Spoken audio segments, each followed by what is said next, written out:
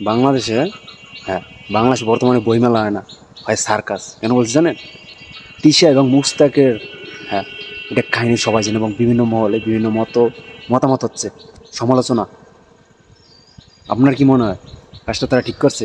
আর জান, তাদের জীবন তারা ঠিক করছে না করছে, কিন্তু বইমেলাকে তারা সার্কাস বানায় রেখেছে, জানেন?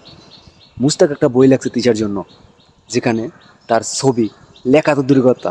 আমার একটা ভাইবেটা আছে 3 বছর, মানে তৃতীয় শ্রেণীতে পড়ে, তার যদি লিখতে বলি তুই কোথাও কোথাও ঘুরতে গেছিস, এর থেকেও ভালো লাগবে সে কি লাগছে, পিঙ্কি পিঙ্কি, ভাবতে পারেন?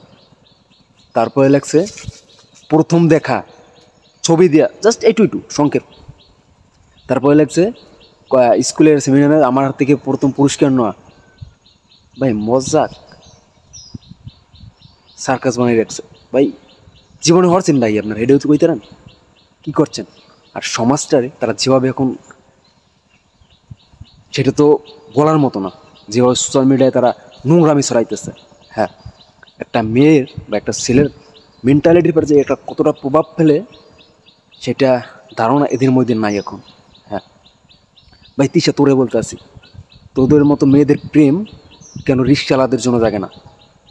এটা বল, তোরা ভালোবাসিস ঠিক আছে, রিক্সাওয়ালাদের জন্য কেন দাঁড়া না? বড় বড় বুড়া কাকুকে দেখলে তোর, বড় টাকার কাকুকে দেখলে তোর কেন প্রেম জাগে? কেন জাগে না? তোরা টাকার লোভী, ভালোবাসার লোভী না, তোরা টাকার লোভী। হ্যাঁ, রিং দেয়, টাকা দেয়, আইফোন দেয়, ঘুরতে নেওয়া যায়, ট্যুর দেয়। রিসেন্টলি একটা মেয়ে বইমেলায় তো ভাইরাল হয়েছে আবার, সে বলছে বিয়ে করবো সমস্যা নেই, মন খারাপ হবে দূরে ট্যুরে যাবো, চলে যাবো। তোরা ঠিক এই কারণেই, তোদের এই মন মানসিকতার কারণেই, হ্যাঁ, তোদের সাথে বনে না। কিছু মেয়েদের, সব মেয়ে না, যদি শতাংশের মধ্যে বলেন, শতাংশের মধ্যে 25% আছে, আর 75% ভালো। আর তোদের এই 25% এই নোংরা মন মানসিকতার জন্যই সমাজটা দিন দিন খারাপ হয়।